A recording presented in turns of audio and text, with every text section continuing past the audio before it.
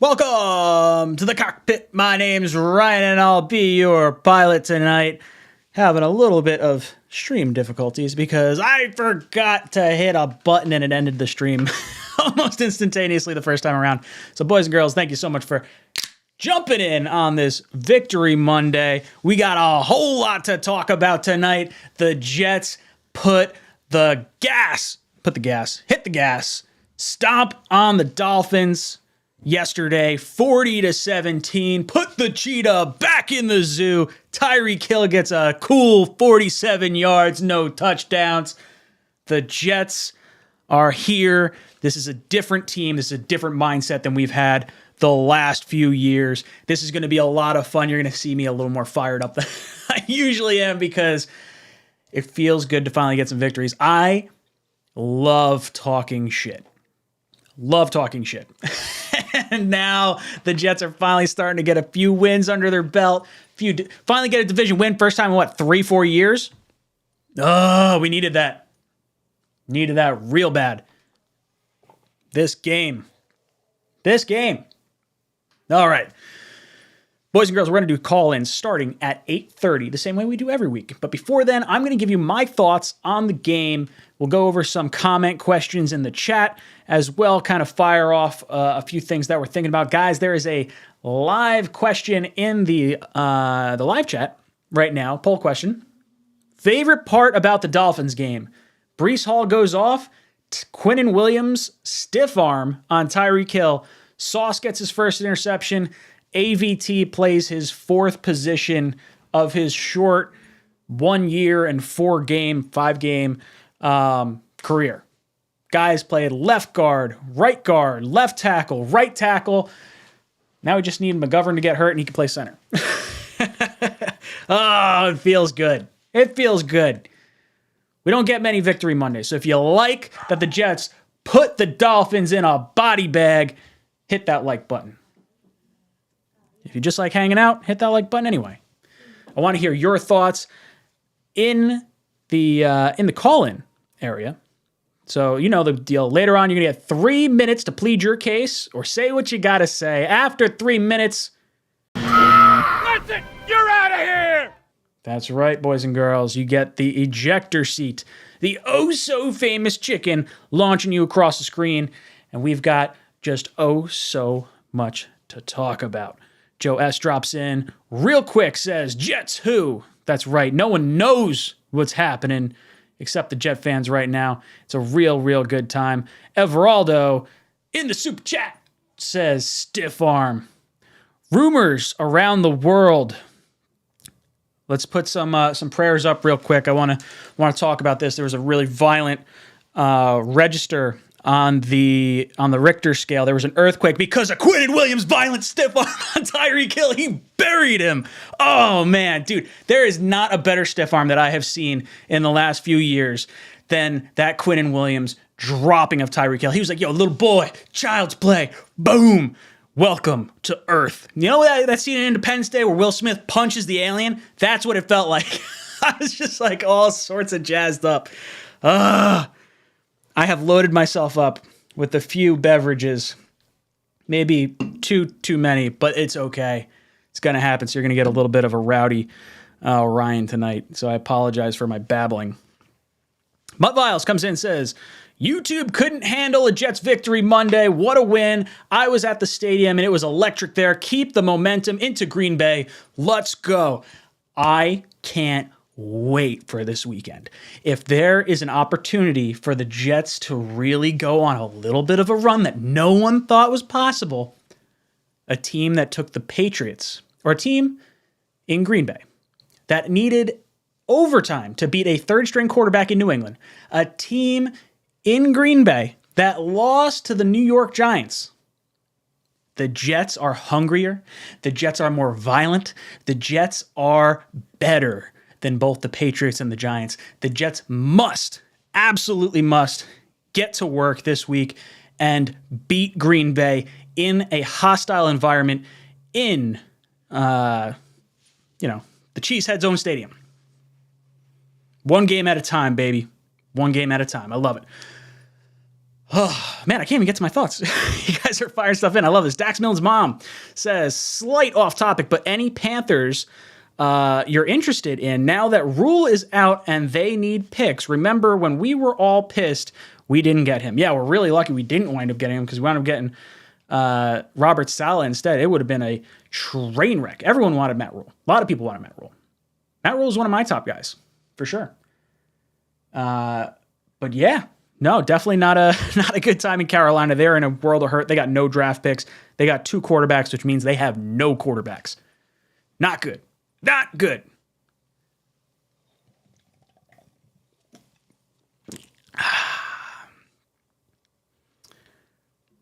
John Perez says, still think no playoff mandate, just want progress. 100%, John, 100%. The New York Jets should not have a playoff mandate. They just need to take it one game at a time and get better than the week before.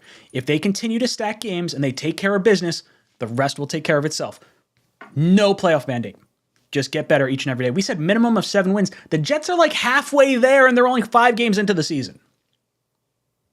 This is way better than a lot of people thought we'd be at this point in the season. All right, let's talk a little bit about the game. Breece Hall, 197 all-purpose yards, 1 touchdown, 2 plays, 2 receptions that ended on the 1-yard line. This guy could have had 3 touchdowns very easily. I don't know about you guys. I was a little irritated that they didn't hand the ball off to Breece Hall after he got them all the way down there. Now, I love me some Michael Carter. Michael Carter got 2 touchdowns that, maybe should have gone to Breece. That's okay, because Michael Carter redeemed himself with the waddle. Ooh, when I saw the waddle, I was like, ooh, this man's throwing shade, and I love it. This team is fired up. This team wants to embarrass the opponent. We don't take the foot off the gas. This team has been dominant in the fourth quarter. The Jets know how to finish games. When is the last time you were able to say with confidence that the New York Jets were able to finish a game? Honestly, if I'm thinking about it, I'm probably going back to like Chad Pennington. That's the last time I remember the Jets being like, okay, I know we have a quarterback that I trust not to throw an interception. We have some talent around him. If we get the ball, we can methodically move down the field. Now, you don't expect Chad to throw a bomb. Zach can throw a bomb. Breece can rip off a long run. These receivers can make a guy miss and go the distance. This is an incredibly talented team, and I love it. I absolutely love it. All right. Breece Hall, great game. Sauce Gardner gets his first interception, gets a safety. Only he doesn't get credited with the safety because technically it was a penalty. So I don't even know if the Jets get credited with a safety on the stat sheet. Little goofy because Bridgewater had the penalty of an intentional grounding, gets called. So it's sort of weird on a metric standpoint. I had a few people reach out to me. They're like, hey, my defense for the Jets didn't get any fantasy points. And I think that might be why. I'll be honest, I don't have Jets defense. I might have them in one of my leagues, but I don't think I have the Jets defense in like most of my leagues. So I didn't really like take note of it. But Sauce Gardner has a great game. DJ Reed, those 2 corners. Could there have been a more defensive shift or impressive defensive shift since last year? Like, we know we're not super loving the safeties right now, and the linebacker core kind of needs a little bit of work. We like Quan Alexander. We like CJ Mosley. How long is their time with the Jets going to be? Feels like there's a little bit needed there. But Sauce and Reed and Carter, those 3 are here to stay long term. They're all young. They're all like sub 26 years old. With Carter and Sauce, first and second year players. Reed has been absolutely a defensive leader on this team. They locked up Jalen Waddle. They locked up Tyreek Hill. I had one guy talk to me saying, oh, well, they rushed for 115 yards. Yeah, good. I'm glad because they didn't do anything else. Their top receiver had 47 yards. The most lethal receiver in the game couldn't do jack. couldn't do anything. I don't want to hear, oh, third string quarterback. Oh, we lost our left tackle. Oh, guess what? Your strong defense, without your corners, screw them. You weren't going to be able to cover the Jets anyway. I was not concerned about your corners. One iota. The Dolphins defense allowed 40 points. That wasn't their third string quarterback. That wasn't, their left tackle. The Jets are on like their fifth tackle right now. I don't want to hear about injuries. The Jets have dealt with injuries for years. This game, the Jets beat the guys who were in front of them, and they beat them soundly. There was not, there was a little point before halftime where there was a little concern. And I'll be honest, when I went on the halftime show with Greenbean and O'Leary, I'm sitting there, I'm thinking, I don't know how to call this game. I don't know what to think, because if I say we're gonna win, we're gonna lose. Like, I was like, I'm not doing it. I'm not doing a score prediction. I normally do a score prediction. I couldn't do it. I won't do it. Green Bean, I see you in the chat. I could not do it. And that was one of the best games I have seen. I don't want to say in quite some time, because I enjoyed the Steelers game. I enjoyed the Browns game. I've seen a lot of really good games. But this one felt good. Tyreek Hill throwing shade at the Jets. Oh, I didn't want to play there. Texas. Oh, you know what? Division rival. Jets get the win. Quinnen Williams plants Tyreek Hill 6 feet deep. Sauce gets his first interception. Breece Hall just goes off. Welcome to the NFL, kid. Welcome to the NFL. Blitzkrieg says, which unit matches up the best against the Packers? So, best would be wide receivers. The Packers wide receivers versus our cornerbacks. 100%, that's the matchup we're going to win.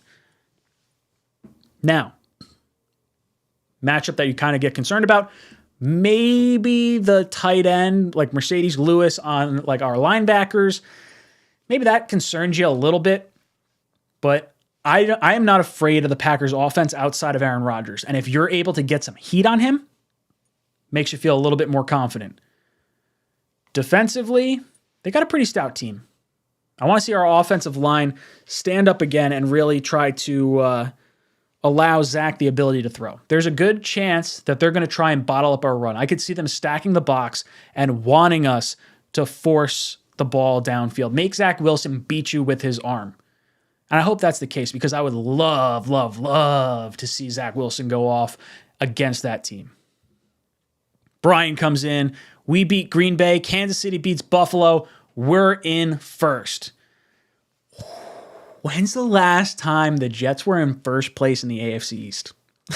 I don't even know, right? Like, the last time in a season where I don't know if we ever got it in 2015. Like, I feel like the Patriots were probably that team at that point. Oh man, I don't want to think about it. I just want to think the Jets got to take care of business every play, every drive. Don't look too far ahead. Do not take any of these teams for granted. Absolutely, absolutely, Aaron Rodgers is a bad, bad man, and he could make you pay in an instant. Doesn't matter who's around him. But the Jets got some talent. Dax Milne's mom says, when can we expect stiff arm merch? Ooh, I'm going to make a shirt, and I got a really good idea. I got to figure it out. Maybe I'll make it after the stream and we'll launch it tomorrow. But maybe it's like, something about a stiffy. Something about that. We'll find something good. I got to get like the shadow or like some sort of like stiff arm Quinnen Williams on Tyreek Hill. There's nothing better than that. Nothing better. Sky C, thank you so much for the super chat. He says, hey, Ryan, it's incredible that Breece is in his 5th NFL game, got 200 all-purpose yards. Think about what's to come. Our Jets, new NFL stars in the making. The Jets over the last 2 drafts, if you include Elijah Moore and Breece Hall as first-round caliber talents, because remember, Elijah Moore was 2nd pick in the 2nd round. Breece Hall was 4th pick in the 2nd round, I think. I think that's right. 5th pick, maybe?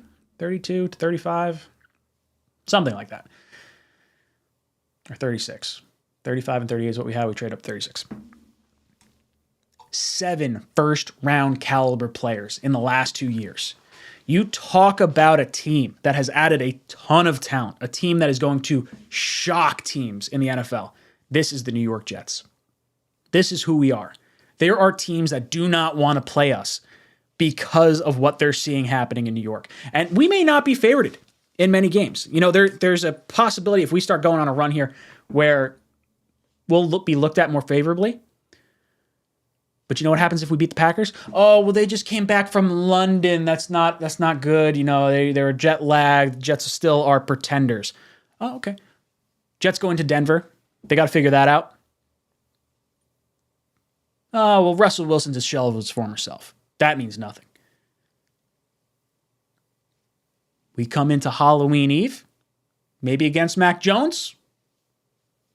Little division rival action. Make somebody see some ghosts. This Jet team, we're building something here. We're building something. Blitz crew. Think we should try to get Pat Elflein back, center and guard depth that played in our system last year. Nope. It's all right. I'm happy with where we're at right now. I don't need to get him back. I thought he was pretty bad. Mutt Files, I saw your chat in there. He says, yo, I got a chat I want to send you, but you have to sing it for it to be funny. All right, send it through. Let's see what it is. I could try. I like making an ass out of myself.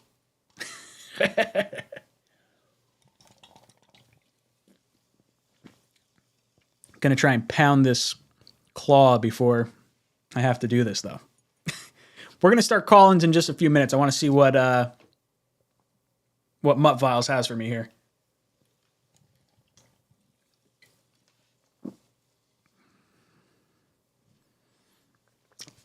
Let's talk a little Carl Lawson. Carl Lawson had, 7 pressures or 7 quarterback hits? No Jet has ever had 6. He had 7 in a game. Carl Lawson has himself a little, coming out party. We got ourselves an edge rusher. Carl Lawson had the fumble, the sack fumble, that allowed Quinnen Williams to recover the fumble, to ice the game, to bury Tyreek Hill with the stiff arm. Dax Milne's mom, ain't no laws, Ryan's drinking claws. Damn right. Nick, I see your chat in there. Jermaine Johnson, I think he tweeted out that he's all right. This is a good thing.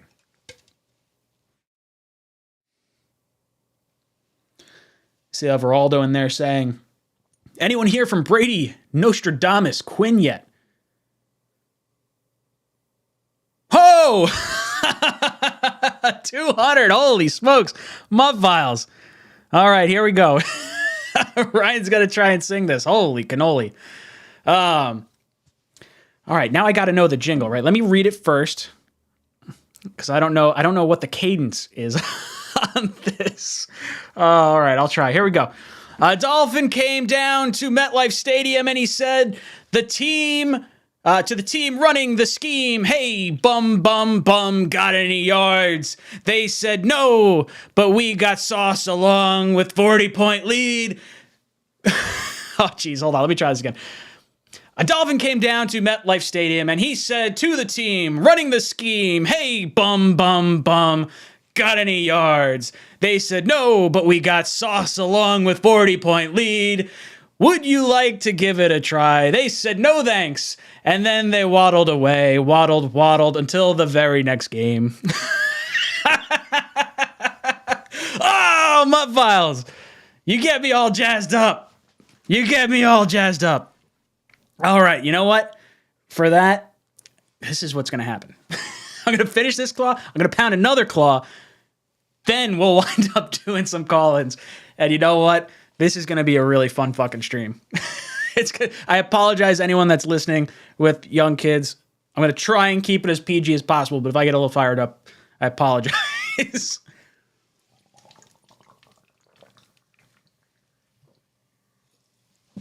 Whew.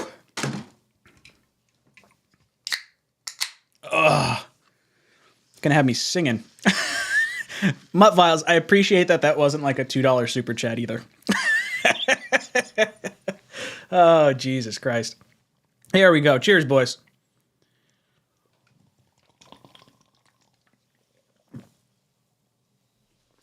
I should have shotgunned this. I don't know if you guys remember. After the Sam Darnold draft, when we traded up, I was so jazzed up. I was like, I want to shotgun 3 beers. And I did it. Becca's like, your computer's covered in beer from stabbing your cans. I was like, mistakes were made.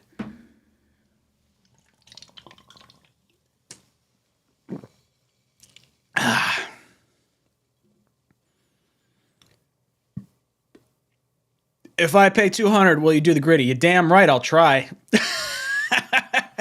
I will absolutely try. We'll see. Holy hell.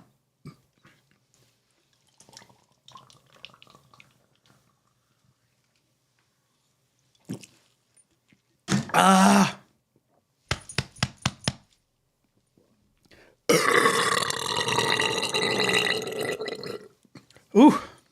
Sorry for all you listening on podcast. That's not going to be the most attractive sound clip that you'll ever hear. All right. Woof. Oh, my body. Oh, for 200 sheets. Everaldo. We'll see if I leave my job. Maybe we'll do that. I don't know if I'll get kicked off YouTube for that though. I might get in trouble. All right, boys and girls. Oh, sorry, Becca. Becca's in the chat. She's like, "What the hell are you doing?" I'm paying for Shay's college. That's what I'm trying to do. I love you. Okay. Here we go. Phone number is not on the screen yet. Ryan's got to figure shit out. Okay. Bam. Phone number's on the screen. You have 3 minutes to plead your case. Ooh. After 3 minutes, you're going to get... That's it! You're out of here! Yeah, that's right. That's right. That's right.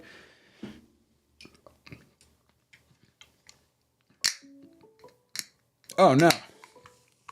I'm hearing you through my computer, but not through my headset. All right, give me a second. From Captain Savage. Captain Savage. Can you hear me? Talk. Yes, brother. Fucking talk to me, brother. Let's go. Squash the fish. Let's go, baby. Let's get it. Dude, how good was yesterday's game? It felt amazing, Ryan. It felt so amazing, man. All the hype going in, worrying about the wide receivers, how these guys have great defense. You can't run on them. You know, the Jets just exposed all of that yesterday. I couldn't be more happy. Shout out to AVT. He definitely needs to be a Pro Bowler selection, even though with no game this year. He's still got to be on that list, man. This kid has been invaluable to us. What position does he make the Pro Bowl in? He should make it in all 4. He should be the first one since Klecko, baby. Yes, absolutely. But, oh, man, this game was amazing. You know, Sauce, I think, set the tone early. Your boy, he set it early. He knocked Bridgewater out the game, had a pick. I mean, with that hit on Bridgewater knocking him out, it really set the whole tone for the game and left the Dolphins stuck in panic mode, I think. Yeah, dude, they were backpedaling from the very beginning. Sauce blitzes off the edge. It was funny. I was talking to Green Bean and Matt, and I was like, yo, there's no way that we just don't see a Sauce blitz. Like, I don't remember seeing a Sauce blitz yet this season. And, like, sure enough, first play of the game, right on the goal line, the Jets dominate. Oh, it was absolutely awesome. Dude, I'm jumping up and down. I'm thinking it's like a pass, or not pass interference, roughing the passer. I'm like, screw the NFL. They're doing that because the Dolphins lost their quarterback. Oh, man, we got lucky. Absolutely, man. It was great to see. I mean, shout out to the D-line, too. I mean, they've been taking the brunt of a lot of hits these past several weeks, and to see them come out and play like we all knew or hoped they would play this season in yesterday's game was absolute outstanding. You know, shout out to Albrecht, man. He's been taking a lot of arrows too. His neck has been on the chopping block. And for this D-line to have the game they had, put pressure on the rookie all game long. It was amazing, bro. Shout out to Q with the fumble recovery, putting Hill on his ass. Dude, was there a better stiff arm in the NFL this season than Quinnen Williams planting Tyreek Hill? I don't think so. Not one. I haven't seen it yet. I have not seen it yet. But one thing I want to touch on real quick before I'm up out of 100%. here. Let's go. Is the drop? Let me ask you something. Is the drops worrying to you? Because wide receivers are still letting that ball hit the ground, and going forward, you want to have a more well balanced attack, run and pass. Not just be run heavy and then we can't throw the ball around. Yeah, no, 100%. I do think that Sauce. I think Wilson has started to learn how to dial it back a little bit. Like, we got to see a few more of the swing passes. Now, they weren't in great position because Breece had to twist his body to get it. Garrett Wilson kind of had to twist his body to get it. So I think he'll kind of work on that. But I do think that it'll become a little bit easier each and every week. And I think what's going to happen is, he'll learn to dial it back a little bit. I think he'll get into a rhythm with Garrett Wilson, and I think we'll start to see that really happen. But do drops bother me? Yes, but not as much as they were. It feels like it's starting to go down. I don't know how many drops there were yesterday. I'd have to actually go back and look at it, but it didn't feel like that was the problem so much as I saw Samini tweeting it too, and he was saying the Dolphins are without their starting cornerbacks, and Zach Wilson has completed almost all his passes to running backs. And I was like, who gives a shit? They're high percentage passes to the running back. I would absolutely take that over throwing it down the field. We didn't need to throw it to wide receivers. We had 200 yards just from Breece Hall. No reason to go down the field. Absolutely. And, one thing with Zach, too, his play recognition, finding an open man, not staying locked on one dude. We got to clean that up a little bit. I think there was a couple missed opportunities with that. But with that being said, we can't nitpick. This win was fucking great for us. Stand up, Jet Nation. Take this one. Don't let nobody tell you, third string quarterback, a win is a win, like they say, and they all count no matter what. Dude, I love it. Thank you so much for the call in. You have been ejected from the cockpit. Danger Cobra drops in and says, Quan is a beast. Quan was a great pickup. Great pickup. I hope he stays healthy the entire season. He's our best linebacker right now, 100%. Zach drops in and says, Ryan, how do you like us for Green Bay and Denver? Why might we lose? We might lose because we're a young team that may not know how to handle success yet. And that's my concern. I hope we can stay focused because I think this team could be onto something special if they can stay focused. Who we got? From Mud Viles. Mud Viles, dude! I love you, brother. I appreciate the super chat, dude. And I hope my cadence and song singing was right because that was absolutely ridiculous. No timer for you. Whatever you want to talk about, dude. First off, happy to be on. Hope everyone's enjoying the night on this Victory Monday. Back-to-back week 3 and 2. I said, bro, I just don't know what else to say right now. That was a fun freaking game. Dude. That stadium was so electric when I was there for Jets Media Day. It was so much fun. Dude, I wish I could have been there. I was talking to Richie about it, and I heard it was a great fucking time for the Jets Media Day. That was the most packed I've ever seen that stadium. I've never seen that packed before. Almost a full house. See, what we need to do is we need to start winning some games so that way the season ticket holders don't sell their tickets to the goddamn opposing team. I want to see all Jet fans there. There was a lot of Fish fans in MetLife yesterday. Oh, yeah, I saw a decent amount of them. I'm like, yo, shockingly though, where I sat, none of them talk crap. I was actually really shocked. But dude, they couldn't talk crap. The Jets were in the lead the entire time. Not even in the beginning of the game, no trash or none. I was actually a little shocked. I didn't run into any two-and-nears or Skylar nods or Teddy Two Gloves, whatever you want to call them. See, I think those guys are. I think they're smart enough to go into an opposing stadium and not talk shit until they're actually winning. And then it got to the point where it's I guess we just got to sit here and fucking eat some humble pie because the Jets took them to church. Not only does it make me laugh though that we beat them though, but we're sitting there now, even though we're in second place because Buffalo put a manhandle on Pittsburgh. We had to honestly make a run though. I honestly can't wait to see it. Now, dude, it's just Rodgers and Lambeau and Mile High that worry me. Dude, Rodgers and Lambeau, he's coming back pissed off. That's the only thing that worries me a little bit. That's really it. And he's going to come out there and start throwing 7 different kinds of smoke along with Mile High. Over there is really tough to win besides for us Foxborough. Yeah, what it's do you think 100. About that, though? Yeah, look, it's 100%. concerning. And right now, I think there's a certain level of like caution for Jet fans. Like we're super amped up. Like this was a good one. But when you look at the guys we've beaten, we beat the Browns in the final minute and 55 seconds. Lucky game. Like I'm sorry, that is just pure dumb luck. I love it, but it's definitely like a little it's lucky. Let's call it what it is. The Steelers game, we're playing against a backup caliber quarterback in Mitch Trubisky with a rookie starting his first game halfway through a game that wasn't prepared for it. You know, understand. We go against a third string quarterback this week. Like the Jets team looks good, especially against the defenses we went against. They're not scrub defenses, but there's gonna be a little pause because of the quarterbacks we're going against. And I think this week with Aaron Rodgers, you have that like, okay, well, the Jets can do this. And if they can win in Green Bay after a big win with Miami, I think there's, the ability to not let yourself down after a big win. I think that is important that this team needs to learn. And if you can beat Aaron Rodgers, if you can take care of business in Denver, we haven't done well going out west. Those two games do concern me. But look, before the season, those were both losses. I did not think for a minute that those could be potential wins. No shot. I thought before the season, if I'm being overly optimistic, 3-2 was the best I thought we would be able to be. And that was assuming Deshaun Watson was getting suspended and we were able to get that win. The Steelers, obviously not having Big Ben, having some backup quarterback action. Those were the two games I thought we would win. And the Dolphins, I was like, I don't believe in Tua. The Dolphins are much better than I would have ever given them credit for. So I've been a non-believer in Tua since he was coming out of college, especially my friend's an Alabama fan. I told him, dude, he's not going to last in the NFL because he gets hurt too much. But the way I look at it, too, a dub is a dub. Yeah, we played against Skylar Thompson. Yes, we played against Teddy Bridgewater for a play. But guess what? Did they give up 40 points? No, and that's what I'm saying, dude. Our defense, or their defense, that's a good defense. And we dominated them. They didn't even have a chance.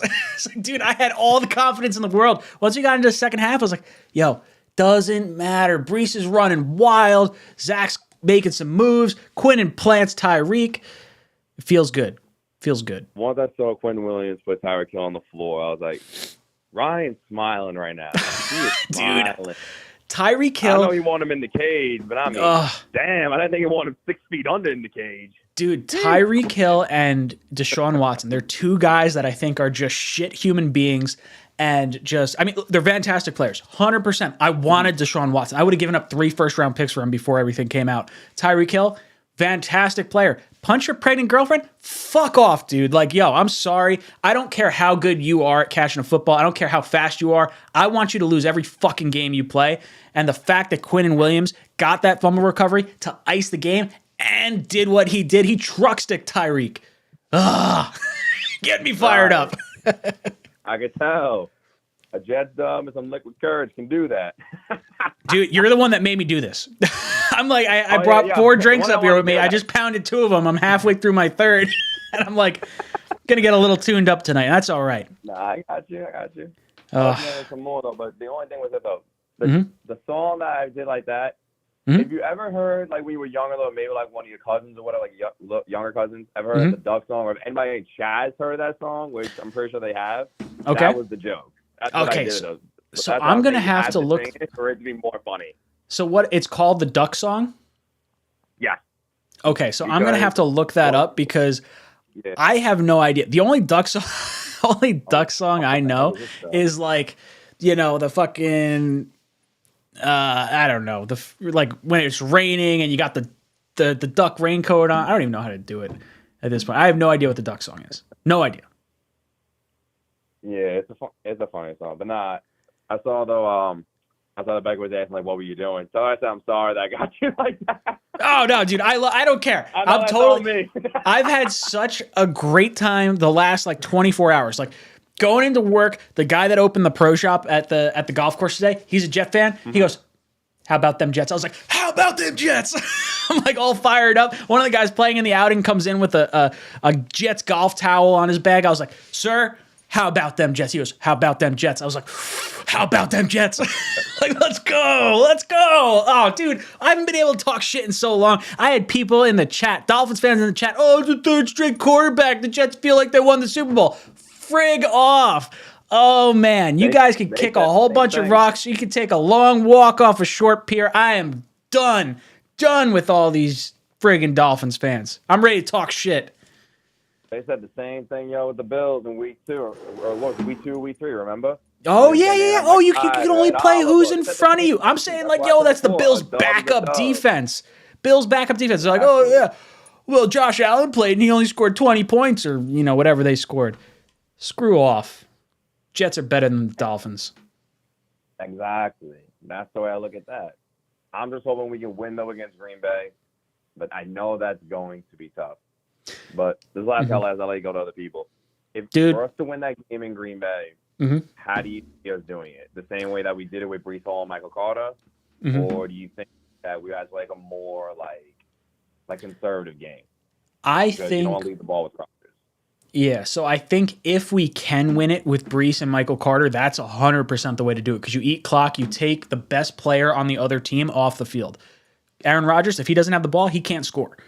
That is 100% the way to win that game. But I do think Green Bay is going to look at what happened, and they're going to say, we need to watch Breece. We need to watch Michael Carter. Let's load the box. Let's make the second-year quarterback in Zach Wilson beat us with his arm. And I'm okay with that because I like our weapons. Our weapons are better than their defense, 100%. But Zach Wilson could make mistakes. The way we win this game is going to be on Zach Wilson if we can't run the ball, 100%. The only I felt like he did, though, I had the 2 sacks. On the first one, I felt like he could have gotten rid of that. But the second one, there was nothing he could do. He had people in front of his face. The second one, there was nothing he could do. The first one, I felt like he could have gotten rid of that. Which sack was which? Because there was the sack where he ran back like 20 yards, and that drove me up a wall. And I was like, dude, like I see what you're trying to do, but you're like 20 yards deep. I believe it was that one because the second one, I think it was a play action, and there was 2 people like right in his face. There's nothing he can do. No. And sometimes you just got to eat it. And I'm okay. Look, he's not throwing an interception. And then they had the next play. I think it was a run to Breece Hall, or it was like a short pass to Breece Hall, and he ran up the middle and got like maybe 15 of the 30 yards we needed or something. And you punted away. Braden Mann, unsung hero yesterday. Had like 2 punts inside the 5. Guy was incredible. Guess it was just an injury back in week 1 where you messed all those up. So yep, 100%. And it was bad weather too. Like it was a rainy day. What gets me about the whole Ravens game too is like we were in that game. We could have won it, and there was that blown coverage by Joyner with the long Bateman touchdown, and that ended it. Absolutely ended it. Right. But I'll let you get some other calls, bro. I hope you go back on the round table though, because that got me fired up. I already told Richie I'm coming there Wednesday. I'll reach out to Richie. I'm gonna reach out to Richie. I'm gonna say, yo, I want to talk some shit to TD and like let me on. I don't even need to be on the whole time. Let me on for like 15 minutes. Let me just fucking go off on this guy. Dude, the Friday panel that me, him, Nick Smoke, and friggin' TD had, I was like, Richie and I held our tongues. We didn't say anything. It was like, okay, humble pie. We haven't won in 3 years. Like, just sit and take it. Like, look, I'm not afraid of Teddy Bridgewater. Tua would have absolutely been the,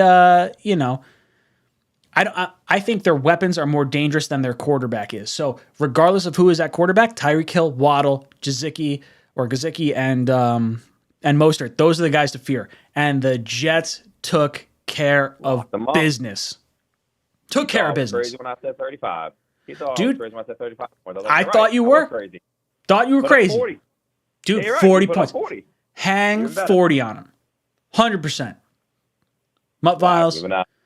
I love you, dude. Yeah. Dude, reach out to me because you are going to get... I'm going to make a We Love a Stiffy or some kind of shirt like that with the Quinnen Williams stiff arm, and I want to send it to you. All right, I got you. Make sure I have your address so I can send it to you, brother. Thank you so much. You've been awesome. You have been ejected from the cockpit. Boys and girls, that was Mutt Viles. Guy is incredible. Making me sing songs on stream and shit. Guy's nuts. Who we got? From? Mark from Asbury Park. Mark from Asbury Park. How you doing, brother?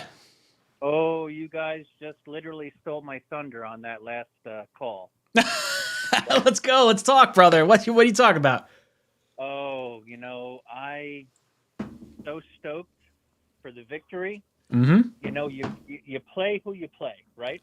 100%. We've gone through this on the other side of the coin. Mm-hmm. So, at halftime I was nervous. Oh, dude, me too. I was 100% on that same wavelength.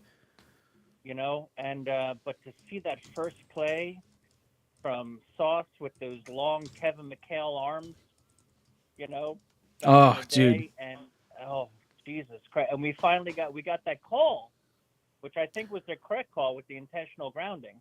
Oh, dude, yeah. Dude, I had no idea that's what was going to happen. I'm a little surprised that we got the intentional grounding because I'm looking at it, I was like, well, we hit his arm. It's not like he intentionally threw it right there.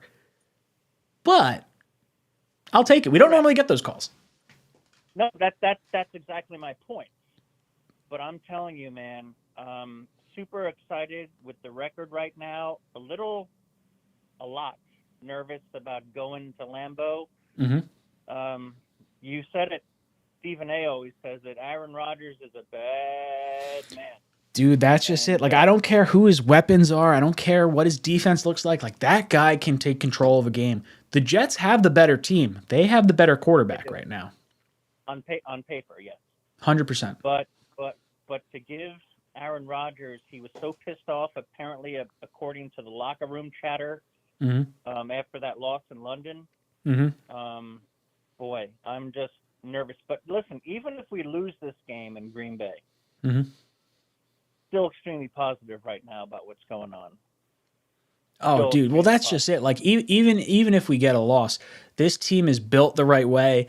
I just want to see it competitive. I don't want to see like one of those letdown games where it's like, oh, the Jets had a great win, and now we get like 40 hung on us, and we get like 7 points. Like, I don't want to see that. Like, if the Jets lose on a last-second field goal or like by 4 points or something, like I'm all right with that as long as we stay competitive. But I think the Jets should absolutely be able to beat the Packers.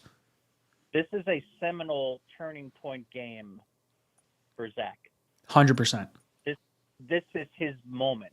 This is his turning moment to convince me that he's the man. Yeah. Yeah. If Zach wants to be the guy, he's got to be able to compete with Aaron Rodgers. We saw Sam Darnold do it. Let's do it with Zach. Yeah. I'm telling you. I mean, I don't have Frosted Flakes with vodka tonight, but dude, if you remember. Oh, yeah. Oh, I remember. You are a degenerate, just like me, and I absolutely love it. Brother, thank you so much for the call-in. You have been ejected from the cockpit. Ugh. I'm looking at this live poll in the chat. We've got almost 350 votes. 36% favorite part of the Dolphins game. 36% Breece Hall goes off. 45% Quinnen, stiff arms, Tyreek Hill, 6 feet deep. Sauce gets his first interception, 11%. 12% AVT, fourth position played, 8%. All great things. From? Lima Bean. Lima Bean, what's up, brother? How you doing tonight? Doing great, man. It's another victory Monday. I'm getting used to this. Dude, right? Like we're gonna get spoiled. When's the last time we won like a decent amount of games, like and good games? Like I'm not talking like, Adam Gase, third string quarterback Steelers, Adam Gase backups with Buffalo. Like these are legitimate games the Jets are winning. Yeah, these are character building wins, man. Like this is like an upcoming rising team that hopefully gets better and better as time goes on, which is kind of sad that like everyone's trying to discredit these wins. Like, hey, like no one gave a damn when we had our injuries. On top of that, like it's just like, and didn't the roundtable fans like they wanted Skyler to be in because he's like their next Tom Brady? I saw. Oh, I'm so glad you were there. So glad you were there because they were talking about like, oh yeah, Skyler, he's the next guy. You gotta rub it in their big. Ooh. Like just like TD, he said that he's gonna put 40-something points on us, and we did it on him. Like, I don't dude, get it. The roundtable's all hype but no substance half the time. Like it's just. Dude, I gotta reach out to Rich. You know what? I'm gonna do it right now. While we're on this call, I'm gonna reach out to Richie and say I gotta be on this panel at least for 15 minutes because I'm ready to talk smack. You deserve it, yeah. And they can't blame injuries. It's like, what do we do? We lose, then it's the same old Jets. We win, then it's nothing. Like, it's just, this makes no sense. But, like, I don't know. I feel like this, you know why this feels different? Usually when a new coach and a new quarterback comes in, everyone loves them for a while and they just fail us. This is the first time they're facing an uphill battle from the get-go because they're wearing all the losses from the previous regimes. And you know what? Maybe the hate just makes them stronger. I don't know. I don't get it because I've never seen this level of, I guess, vitriol I've seen from, like, a fan base. So it's good to see, like, Salah and Zach and JD, like, coming through and getting better. Dude, how great is it to see 2 draft classes? We haven't had that good of a draft class.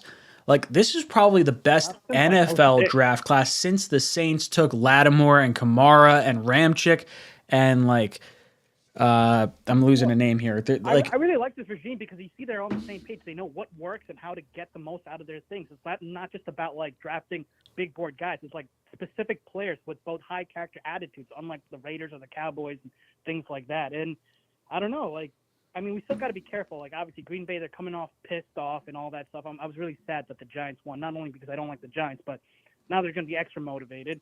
But on top of that, the Patriots still scare me just because I saw what Bill did to, like, you know, the Lions, and they're the highest scoring offense. So he still has some coaching acumen. We can't take that away from him. I don't know, he's sneaky. But at least we don't have to worry about Matt Rule anymore, you know, trying to take Captain Morgan from the practice squad and like, switching up team numbers. Man, that guy did not know how to coach. That's why he did these things. Like, I wish we could play them now and embarrass them. Dude, I want nothing more than to embarrass the friggin' Panthers. Screw them, brother. Thank you so much for the call. I mean, you've been ejected from the cockpit. We got to get some more callers. Call from Carson. What's up, Carson? Dude, how good was that win yesterday? Dude, I'm going to be honest. It was a nice win. Yes. But 3 things I want to talk about real quick. The first thing I want to talk about is on PI calls, right? Aren't PI calls determined by if the ball is catchable or not?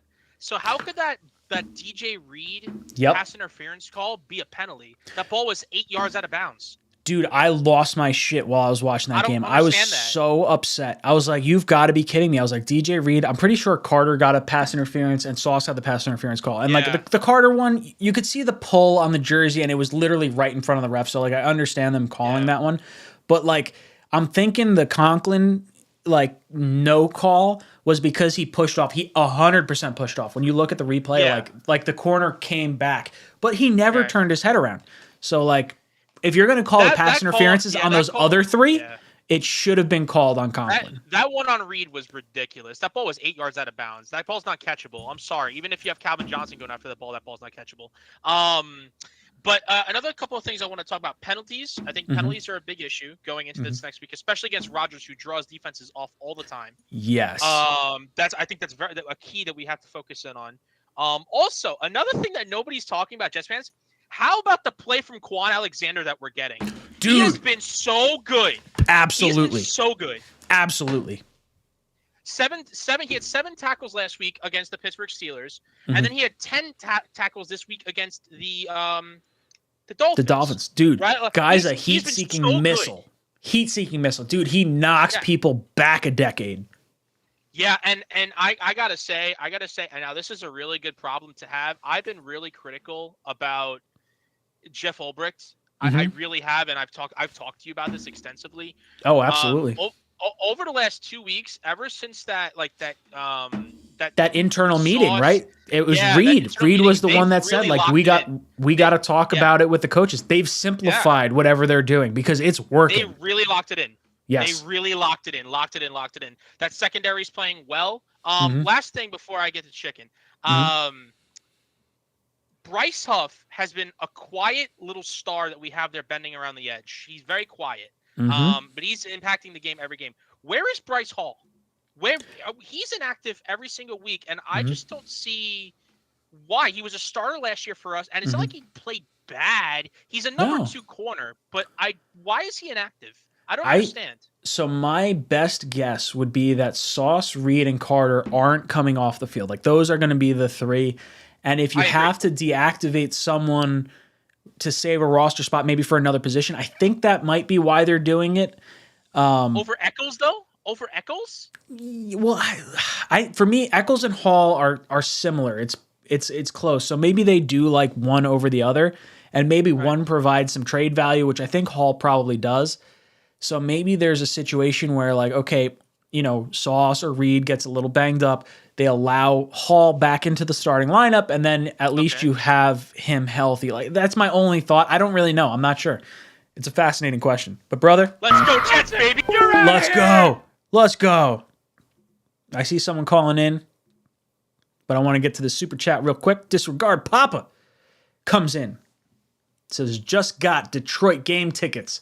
Let's go to Lambeau and destroy the Packers. Make Jair Alexander eat his words. Also, screw Hill, that bugger. Tyreek Hill, fuck that guy. Screw him. I'm done with Tyreek Hill. I told you guys when the Jets were rumored to have tried to go after him.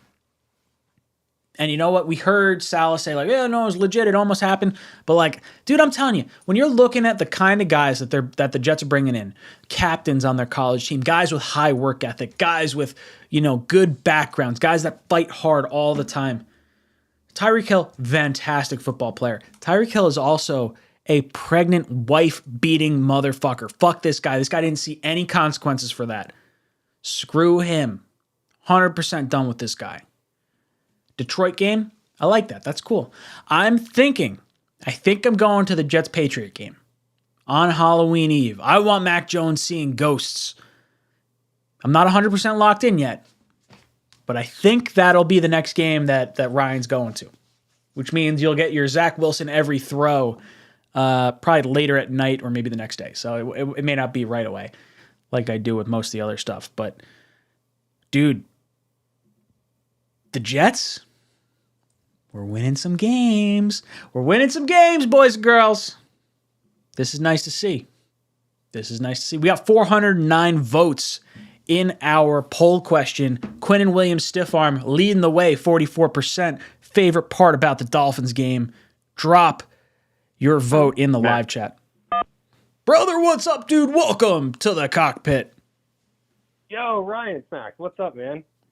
Dude, I'm having a great fucking Victory Monday. How you doing, brother? Oh, my God. I was freaking out in yesterday's game. It finally looks like we have competitive, competent football. And that's all we're asking, right? Like, it's not like we're saying, like, we want to win a Super Bowl. It's not like we want to get to the playoffs. It's like we just want to see competent, competitive football. And the Jets are giving us that. I got to be honest. My favorite part of Victory Monday is watching Rich Eisen just lose his mind. Dude, I love Rich Eisen. Favorite media personality across the board. 100% love that guy. He's the best, If I could get him on the show and talk to him, I would be over the moon. Like, he is my favorite ESPN, NFL Network kind of guy. Like, just the 40-yard dash he runs at the combine. Like, I really enjoy everything about him. Yeah, he's great. I'll tell you, it's so great to see all the facets. I'll tell you something. You know what comes to mind actually with Zach. So with Zach, I don't know what it is, but this, at least for the two games that I've seen, like I don't get that feeling in my stomach when he drops back to pass that he's going to throw an interception. Did we talk about this? Was I talking to you about this in a private chat? Because I feel like I've had this conversation with multiple people, or at least like a person. Oh, dude. I feel the same way. I posted it on Reddit, but yeah, I mean, it's like I don't get that feeling right now. He looks confident, and he looks like he trusts that his receivers are going to be in the right position. 100%. And I think as he starts to see tape of Garrett Wilson getting in the right position, I think he'll start to feel more confident because you could see he relies on Corey Davis and Elijah Moore the most because he has that kind of chemistry with them. Oh, you know what? You did have a conversation with me. On the forever puddle. That's why, we did have this conversation. There, I was gonna say, this one sounds familiar. Yeah. What we talked about was that he seems to be almost noticeably taking less off the ball, like with some of those out routes, he's not throwing 100 miles per hour. And actually, the swing routes and the wheel routes, he was a lot more accurate on this game. Yeah, no, 100%. It felt like he was taking a little bit off the ball in those in the flat routes. Now, still, like, accuracy is a little bit of an issue. Like, the one throw to Breece Hall, he kind of did that twist, and great catch.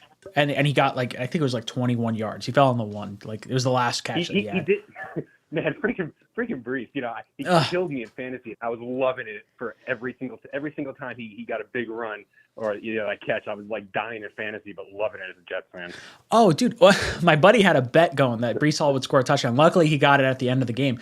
But like, I'm watching and I'm thinking, like, man, Breece Hall could have 3 touchdowns. I'm looking at Zach. I was like, Zach could have 3 touchdowns. Like, last year, I have to go back and look at the tape, but there was some ungodly number of catches or receptions or runs that ended on the 1 yard line for Zach. His stat line should be like 7 or 9 touchdowns higher than what it actually is. Good stuff. Peace. Love you, brother. Thank you so much for the call. You've been ejected from the cockpit. Boys and girls, you get 3 minutes to plead your case. After 3 minutes, you get ejected from the cockpit. I love it. Got another caller coming in. Who we got? From Philip from North Carolina. What's up, dude? Welcome to the cockpit. Hey, Ryan. What's going on, man? Dude, I'm having a grand old victory Monday. How you feeling today, brother? Oh, I'm feeling great. So I had a question for you. Sure, shoot. Do you think, can you see the Jets being 7-3 at the bye? We got Green Bay next, then the Broncos, then the Patriots, then the Bills. So that's what we have a bye week 10, I think, right? So yep. You're talking 3-2 right now. Packers, Denver, Patriots would be 6-2. So you're talking 6. Let's say the Buffalo game's a loss. Let's say that's 6-3. Who's the game after the bye week? Is it Patriots? I feel like it's Patriots. Yeah. Okay. Yep. So we got the Patriots again right after the bye. So it is entirely possible. If we can get, and I see some comments in the chat, if I see Sneakers to Boots in there, he says, if we can get to 5-4 at the bye, that is incredible. That is a great step for this young team. If we can take care of business in Green Bay, I'm going to feel a lot more confident after seeing another week of Russell Wilson in Denver. If the Jets can take care of business on the road in Denver, which we haven't been able to do. Last year we got thumped by Teddy Bridgewater. If we can do that, I think the Jets are coming back against the Patriots and we're going to lay down a beatdown in MetLife. 100% on Halloween Eve. You have the bye week. The Jets haven't been great after a bye. And beat the Patriots. The Jets, I'm pretty sure the Jets and Patriots both have the same bye week. So they're coming off a bye. We're coming off a bye. I don't know if in New England we beat the Patriots coming off a bye. I would be impressed. If we can do that, we're going to have a really good shot at making the playoffs.